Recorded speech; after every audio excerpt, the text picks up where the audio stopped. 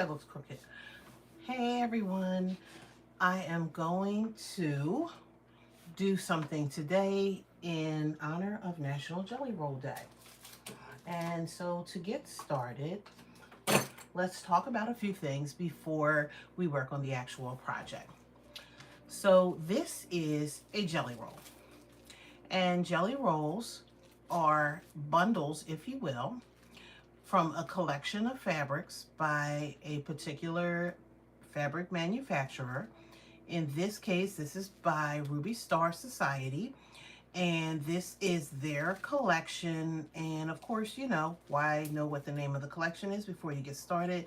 So this is Linear, and this is by Rashida Coleman Hale, no relation that I'm aware of. And you can see just how gorgeous those prints are, how well they play together, and they will absolutely make a fabulous quilt. But we're not going to use this one today. We are going to use these strips here for my purpose, but just to talk about these jelly rolls, this is what just using as a guide. The jelly rolls are made up of 2.5-inch strips. They are the width of the fabric. So if you buy fabric by the yard, it's folded on one side, the selvages are on the other. They cut these at exactly 2.5-inch strips, and depending on how many fabrics are in your collection, the standard jelly roll will have about 40 to 42 strips in the bundle. That means that if the collection has, let's say, 20 fabrics, you would get 2 of each to make up the 40 pack. If they have less, you might get 3 of each. If they have more, you may only get 1. It just depends on the collection. So here I have my jelly roll, and I need to do something with it because this shows me what's in the collection, but it doesn't necessarily give me an idea of what I want in it. So in order to do that, I use jelly roll patterns. Tonight, I'm going to be working on what's called the jelly roll. Oh, I lost the train of thought. It's a jelly roll race. The jelly roll race is that we use the jelly roll, sew them end to end, and we're going to end up with this beautiful quilt when we finish. Today, I am just going to do a block, and the block is called Hidden Wells. So when we talk about hidden wells can be made a ton of different ways. You could use 4 strips, 6 strips, 7 strips. The thing is to be consistent with how you want those blocks to look in terms of creating a square. That's the key to the whole thing. So what I'm going to do is just show you a simple one with 4 strips. So I've pre-selected these strips, and I have these beautiful colors. They're from Summertime collection, and this is I got these from the Fat Quarter Shop, and let me just put them all together in the same direction. So I've decided to use my color values that are going to go from dark to light. You can mix this up any way that you like. It doesn't really matter. It is up to you how you want that to look. I decided that I wanted to go from what I considered to be the darkest to the lightest. I am going to take this to the machine, and what I'm going to do is sew the 2 dark strips together, the 2 light strips together, and then I'm going to sew all the strips together to create one big wide strip.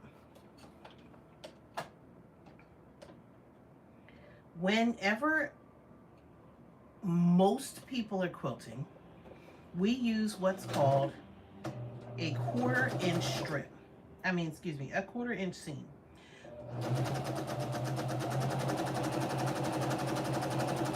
So the 1/4-inch seam is our standard seam, but you will hear in the quilting world things like a scant 1/4 inch. That means a little bit shy of a 1/4 inch.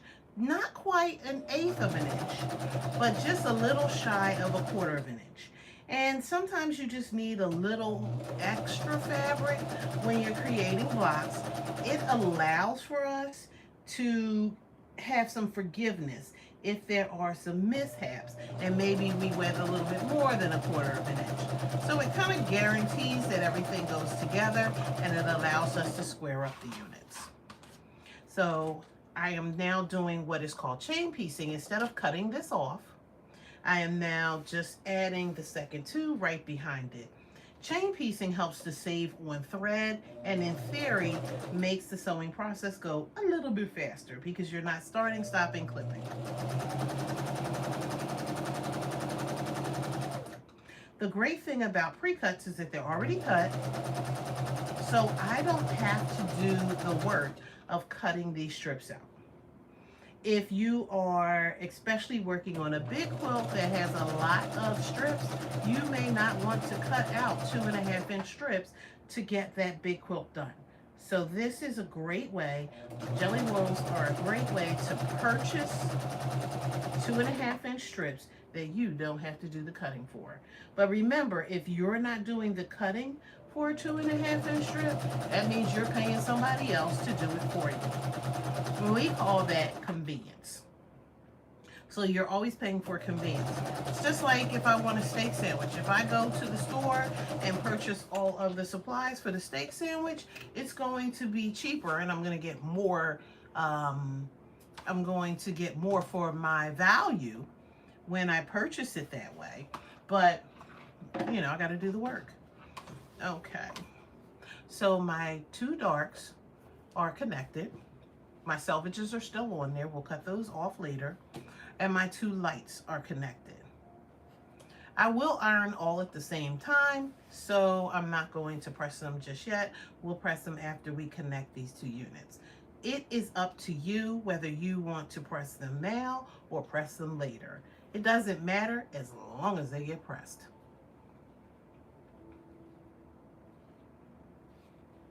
So I'm going to line up my 2 medium colors, if you will. The darkest and the lightest are on the outside. And one of the questions that people will ask is, do you backstitch? Now, you just saw me do that before I remembered that. That's why I'm bringing up the point. If you're going to subcut, that means do another cut of these, especially across the seam. You really don't have to backstitch because it's going to break your stitches anyway, and it's actually just a little bit waste of time to me, if you ask me. So I'm just going along, and I am pressing.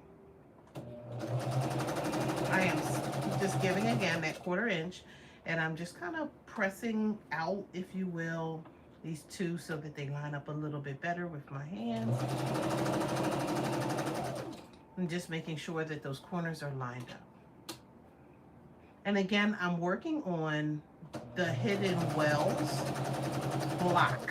So I am not making a whole quilt today. I will be making a quilt later.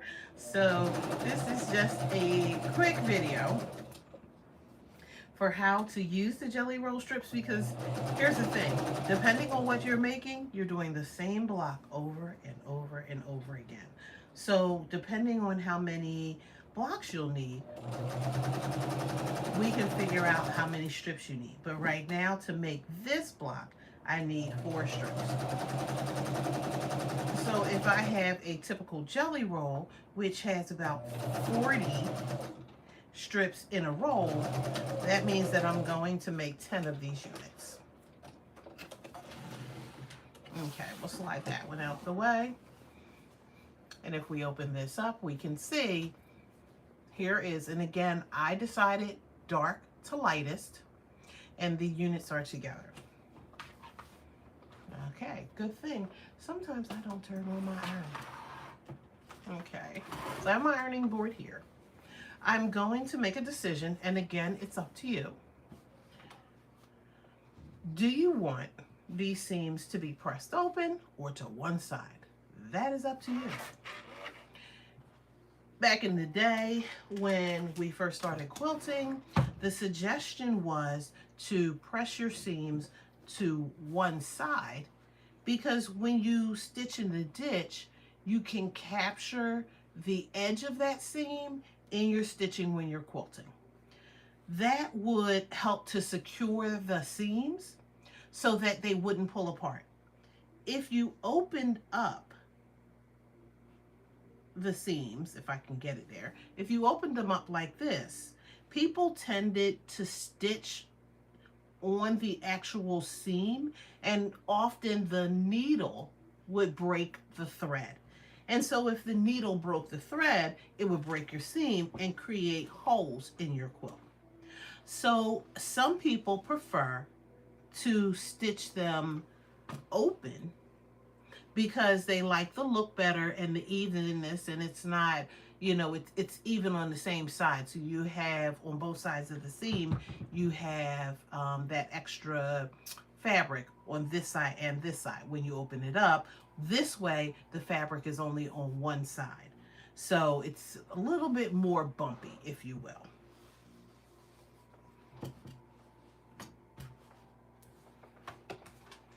So again, we're just taking this, and I use a dry iron. Again, this is preference. You will see that there are some people who use steam. Some people will use a spray. Sometimes I will use a starch just to help keep things nice and organized, so that, hopefully they lay flatter. But that is a personal preference, again, whether you prefer to use a dry iron or whether you use steam. Why don't I use steam? Because sometimes the moisture from the steam will stretch your fabric, especially when you're using a pre-cut, because you can't wash a pre-cut because it may ravel on you. And then you won't get the same measurement every time. These are pre-cut, again, to 2.5 inches. If the edges start to ravel on some of them, depending on how bad they ravel, I may end up with one strip that could now be 2.25. I may have another one that's 2 inches. And so then it's going to mess up the dimensions of whatever I'm getting ready to do. Okay. So everything is pressed out. I'm going to go back on this side because I don't know if you can see that, but there's a little bit of a hump. So let me come back on this side, but everything is nice and pressed out, and we're ready for the next part. Okay. And again, I'm not doing a lot of pushing down hard. I just want to get those little humps out. I'm not pulling my fabric so that, I'm getting it to wave. I don't want it to wave as much as possible. There may be, and I say as much as possible because there could be some waving. But we want to get this as straight as we possibly can. We're trying to get those seams to lay as flat as we possibly can get them to lay. And you'll notice that I am also pressing my fabric, not ironing. So pressing, I'm just kind of laying it in the space and then just letting it sit there for a second or two to get those seams to just lay flat, or as flat as they possibly can.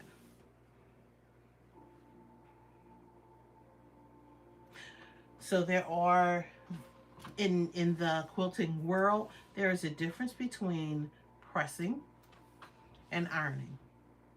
So what I am doing now is just like a light push down of the fabric. That's pressing. Let me take it off the fabric. This is ironing. And ironing will tend to mush your fabric. Hey, how are you doing today?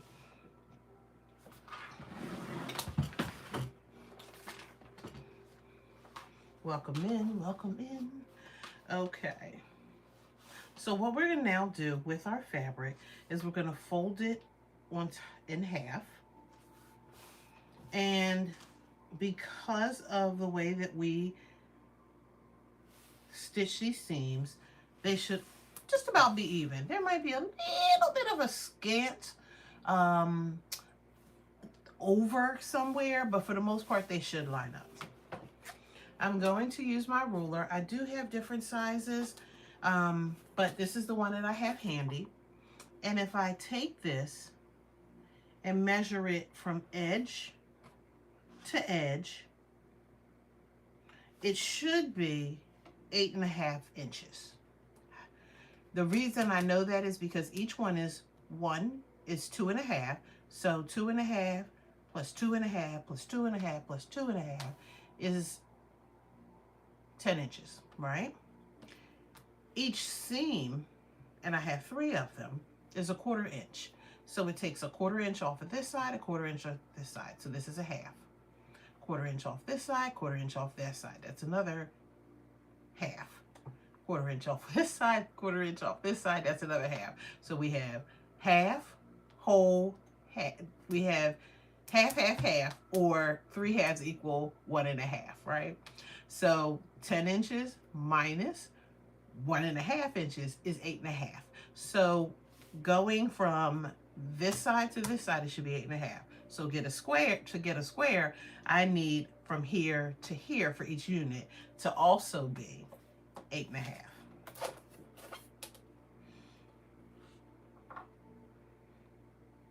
And that's just, again, to explain the logic, because you may decide, I want a bigger block. So if you want a bigger block, then you're going to sew everything together like we did. You're going to measure it. And if it equals the measurement that you have, just know to make the square, that other side has to be the same. So I can make this bigger. I can do 6 strips. I can do 10 strips. I can do as many strips as I like. They can be even. They can be odd. Just make sure that whatever you're doing, you create a square. I'm going to cut off those selvages. They're going into my scrap pile for something else later. And then we said 8.5. So we're going to line everything up.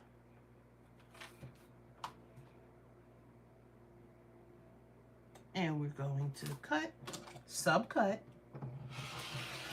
8.5. That's 2.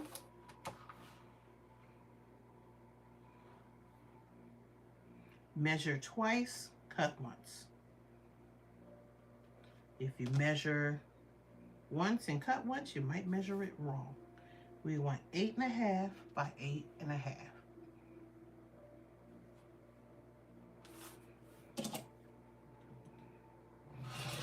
And I have this left over.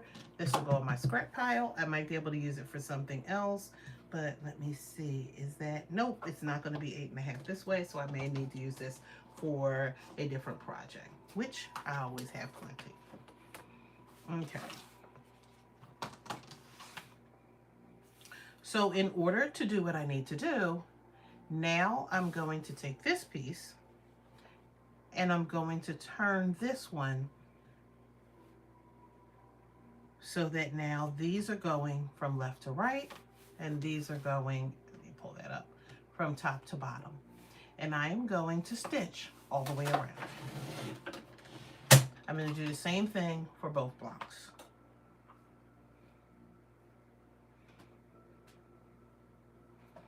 You can, if you like, when you're stitching the sides, you can stitch this. Whoops. Let me get that there. You can stitch this so that it runs off of each side when you're creating the seam. Or you can pivot at 1/4 inch. I don't feel like measuring that, so it's easier for me to run it off, and I'm going to cut it anyway. So I just run it right off. I can turn it to do the next side because we're going to be cutting these anyway. Oops. Stay under there. And then we're going to do the next side.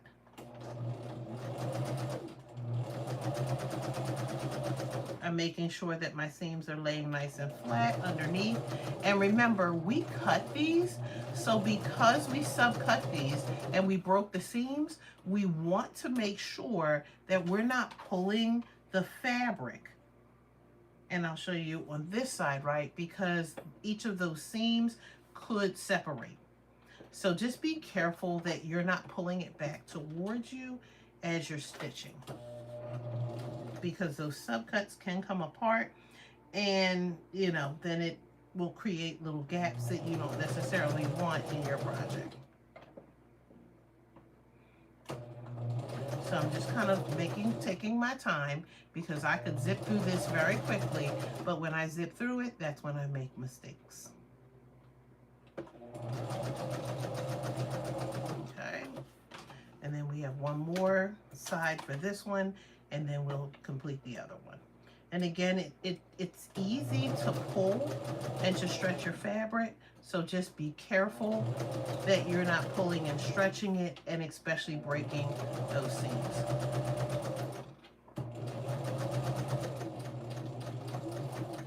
Okay, both of my tails are on the end, and I can clip off that excess thread, and it is sewn all the way around.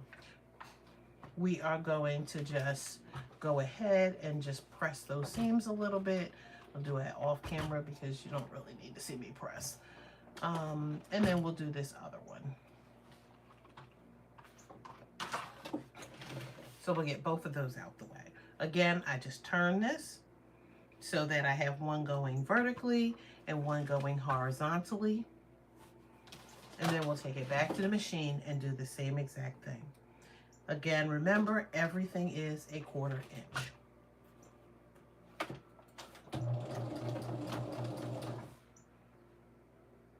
And sometimes, again, it doesn't matter because I'm going to cut through those seams anyway, so it doesn't really matter to backstitch. But sometimes it's a force of habit when you see me do it to do the backstitch. But no harm, no foul. Just understand that I'm gonna cut through that anyway. Pivot.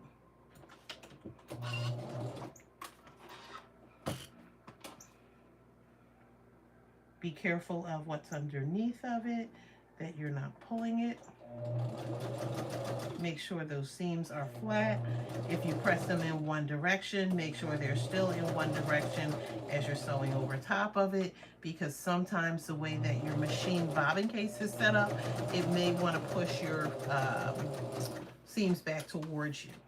If they're open, make sure they stay open. Sometimes, you know, if we press them, when we press them, they may not close the way that we want them to close, because it was just a press, not an iron, when we took it to the ironing board.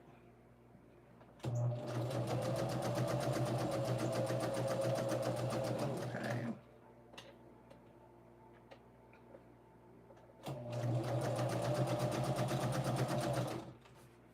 And one more side.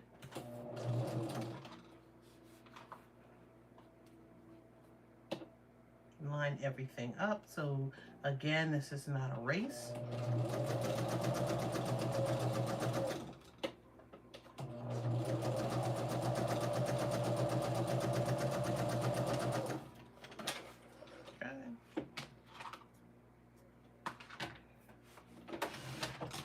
Figure out, I was downstairs earlier today and I turned off the TV, yet it keeps turning back on. I don't know why.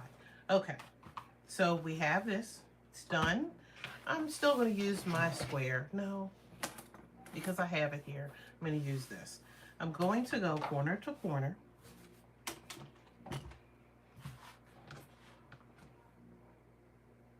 Remember, we stitched all the way around.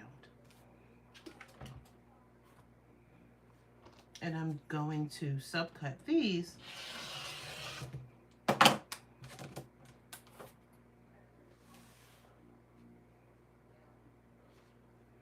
And if I use my turntable cutting mat, I wouldn't have this problem of trying to turn it, or if I were standing up.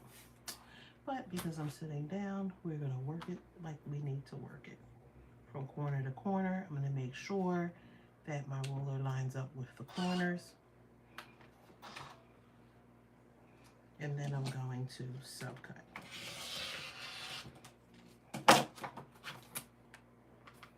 Okay.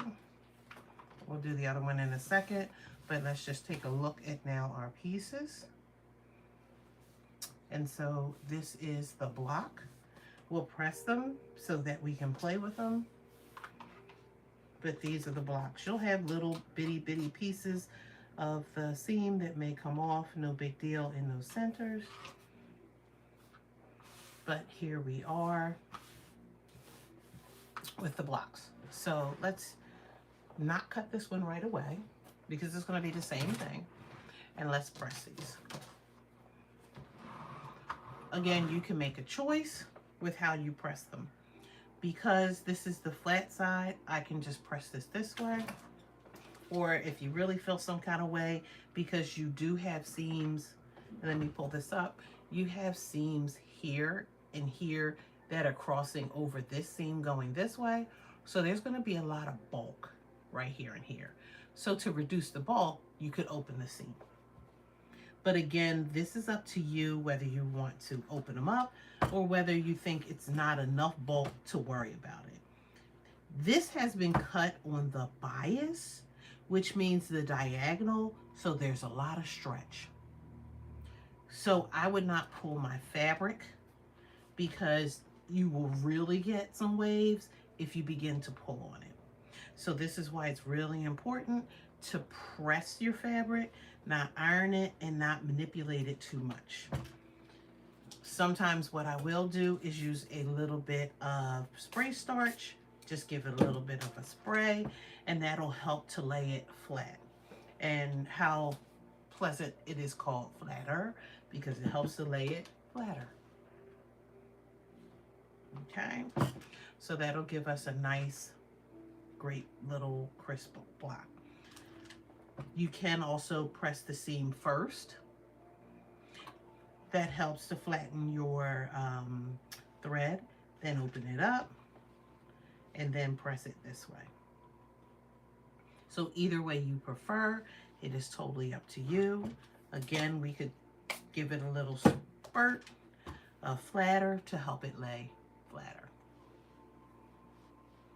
Okay. And again, I'm not doing a whole lot of movement because I don't want my blocks to wave on me as much as possible. They're going to do it in some cases, but you just don't want it to wave on you a lot. I will often use steam, if I can get that straight.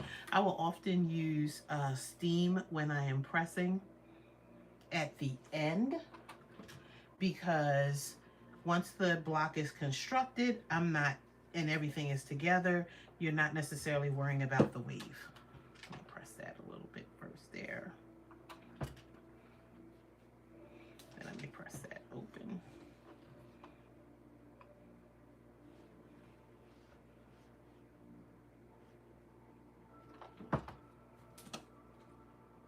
Give that a little press, a little spray.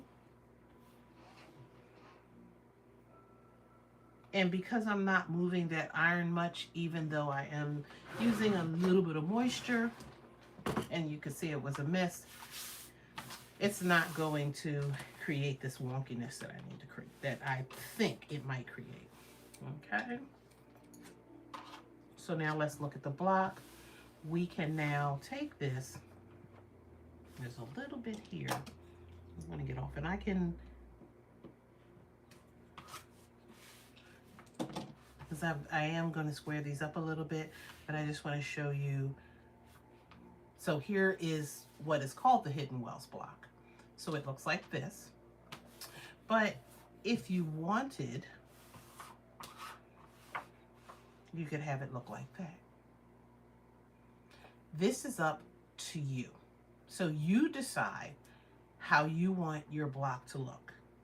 But the great thing is that like you have the possibilities of what you want that to look like based off of, I'm trying to see which way this goes. Based off of the possibilities that you may have. Why does that look funky? Okay, let me try that one. Okay, that's why it looks funky, because it's not right. Okay. So you can twist and turn this any way that you want to make that into the block of your choice. And that's the great part of this, is that you're making that decision. So depending on the patterns you buy, you're going to say, well, I like it like this, or I like it like that. But this is totally up to you how you want that to look. But the options are up to you. I have a ruler that I don't see, because it would be too much like right to have it with me. So let me go back to the big square. When I lay this on the square, it's about 5.5 inches. But it may be a little wonky. So if it's a little wonky, a little off, I can straighten it up now, which is called squaring it up. 5.5 is what I'm going for. I'm going to line up the diagonal with the diagonal line on here, and then I can clean this up so that it helps the block to look that much better.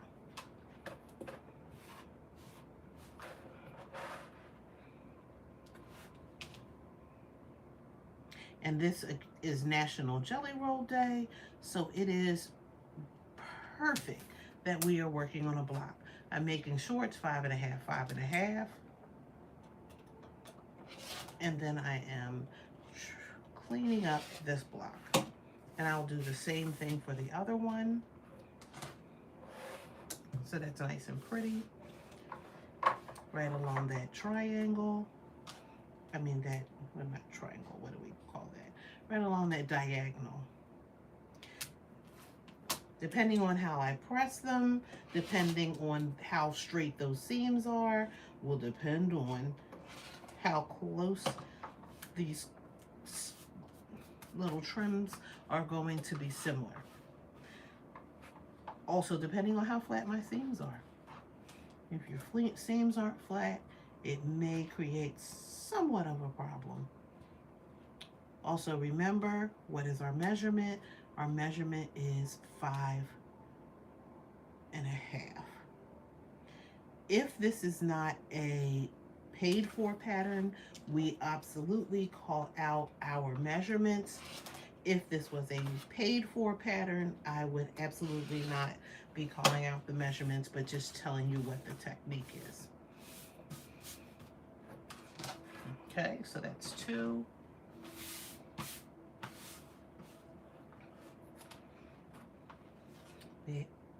Oh, I was about to say, where's the other one? We have 2 more to go. Line that up. And it's always good to make sure you line everything up, because that's going to help with the accuracy. Okay. And we're turning this 180 degrees so that we're staying right there on that diagonal, and we're lining it up with our 5.5, and we're just shaving off whatever that extra is. In some cases, it's not much. And we have 1 more. The same thing happens for every block. So if you're making the quilt for this, if I were to go through all these pieces, which I might, of all of the jelly rolls, I could make a considerable size quilt out of this. Remember, this could be any number of strips you want. The more strips, the bigger the block. There are 40 strips typically in each jelly roll. So for me, 40 strips in each jelly roll means I could make 10 sets of these. And if I make 10 sets of these, I absolutely can make this extremely scrappy. So I can make the block so that, like this, they all look the same because we're using the same 4 strips. Or, wrong way, or I could mix and match all of them by finishing every single one and then making them more colorful. That's up to you. But again, you make a decision. Do you want like this X in the center? Or do you want like the O in the center? Or do you want to mix and match and put them so that one has X's, one has O's? Again, that's totally up to you as you're creating the block. So I'm going to leave this one as is. I've looked at it enough times to decide this is the way I want it to go. There are 4 blocks. So because there are 4 blocks, it's a 4 patch. Because we have 4 patches. We're going to take these and turn them over onto the first column. Take them back to our machine, and we are going to line everything up, and we're going to stitch the 2 rows together, the 2 blocks in the 2 column blocks together, and then we'll go back and stitch those rows together. Again, be careful because you do have a lot of seams, and you do want to make sure that those seams line up the way that you would like them or need them to line up, that they're all going in the direction they should be going in. It is not the end of the world if they're not. And because I'm near the end, I will backstitch. Okay. And if I did this correctly, those seams should match up. If they don't match up completely, it is not the end of the world. Keep everything in order so that you don't have to seam rip, because especially with these smaller blocks and all these seams, there's nothing worse than having to rip them out and then possibly separate the seams at the same time. Remember, your seams are fragile because you cut across them, and so that meant that they weren't back stitched upon. Okay, and they again line up. Let me take this back to our ironing board. And because I have all these seams here, I'm going to make the decision to open this one up. Again, you don't have to. You can keep them all closed. But sometimes when I am doing 4 patches or 9 patches, when I get to this point, I do like to open up that seam. And again, that's personal preference. But again, taking my time. Let me get those extra threads now while I see them. And I'm just pressing those open. I will turn this over. Now that they're pressed open, and I can just give it a little squirt of the spray starch.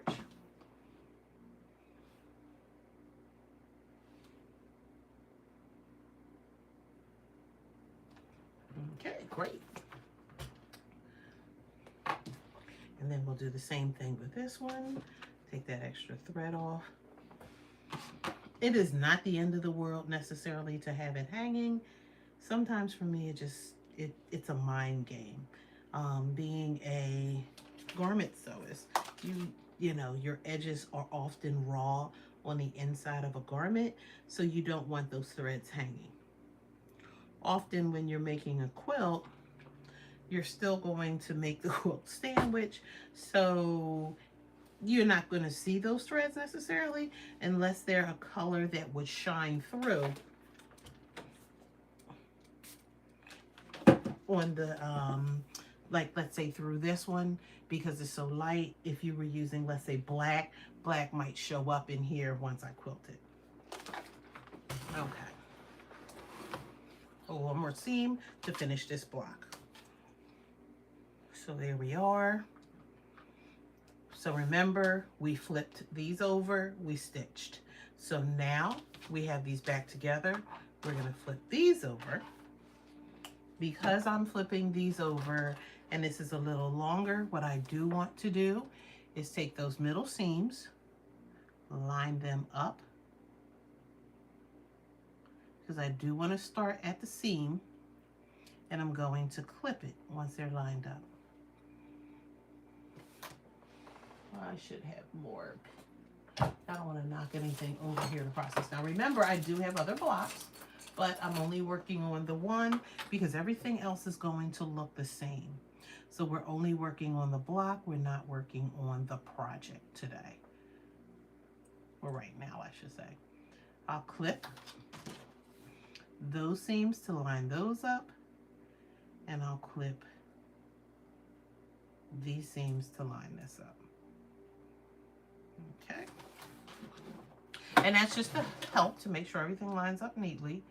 Then I'll take it back and line the edges up, and we will stitch these two together. Remember, this is a 4-patch. I will do a little bit of a back stitch just to hold those in place. Get close to my seams.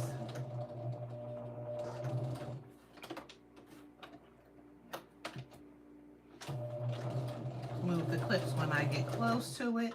I do prefer clips over pins because I tend to stick myself with those pins.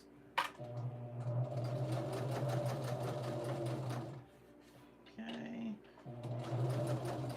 And again, remember, we're taking our time because this was cut on a diagonal along the bias of our fabric, so there is a lot more stretch in this than there would be if we cut along the grain. Okay, and then let's open it up, and those seams are all nice and lined up.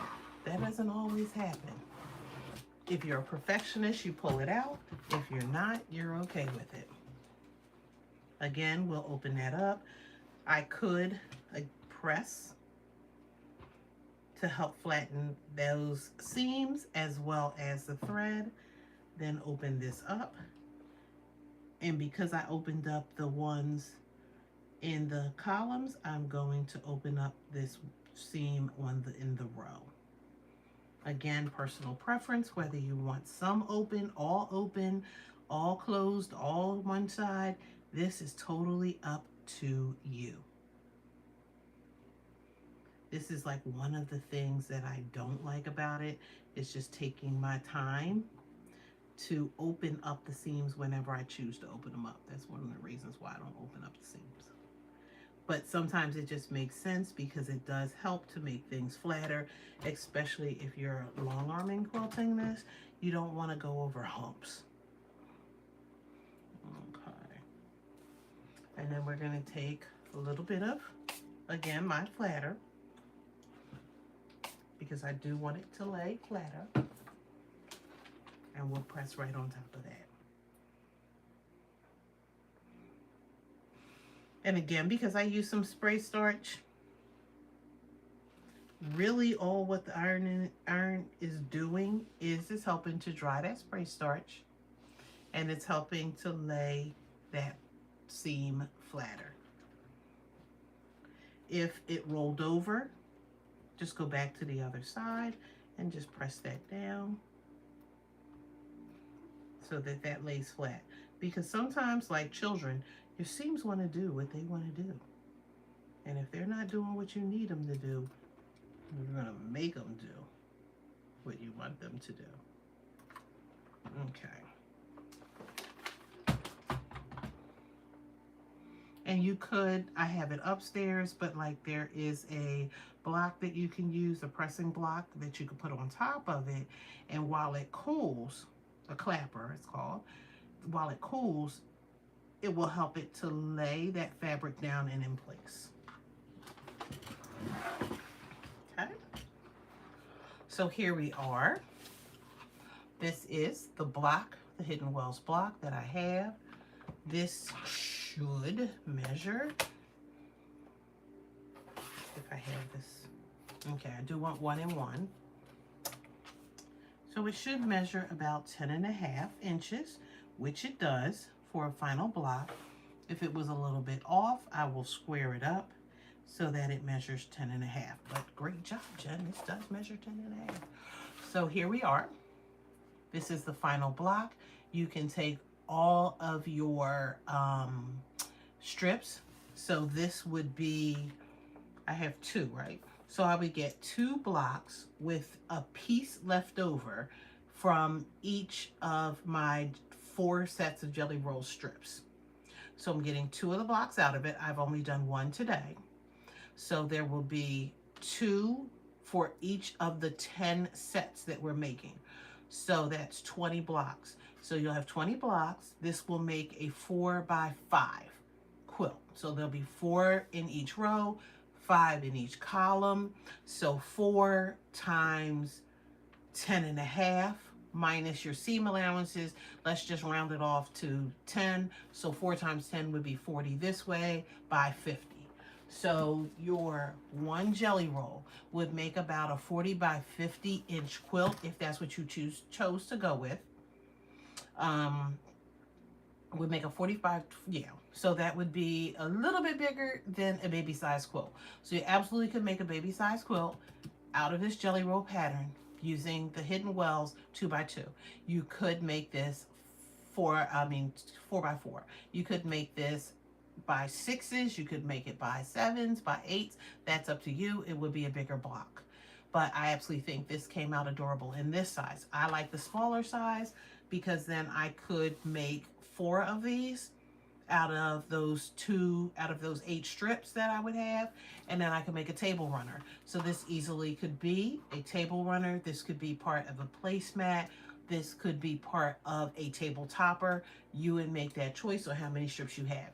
This is left over from a pattern that I did, the Strippy Spools quilt from Fat Quarter Shop.